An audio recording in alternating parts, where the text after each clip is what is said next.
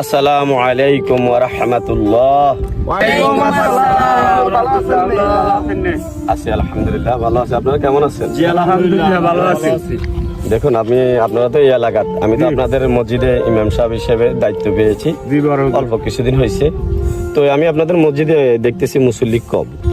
এখন শুক্রবারে কিন্তু ভরপুর মুসল্লি হইতেছে। তো আমরা শুধু শুক্রবারে নামাজ পড়লে হবে না, আমাদের উক্তীয় নামাজগুলো আদায় করতে হবে। আল্লাহ পাক আমাদেরকে সৃষ্টি করে পাঠাইছেন এই দুনিয়াতে ওনার কিছু হুকুম মানার জন্য।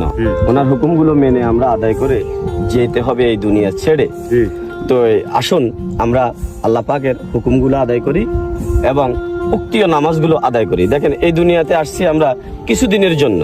এই দুনিয়া আমাদের কেউর জন্য চিরস্থায়ী নয়, অল্প কিছুদিন আমরা এই দুনিয়াতে থাকবো।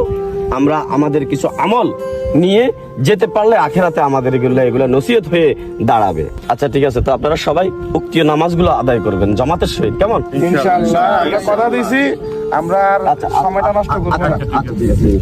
আসসালামু আলাইকুম।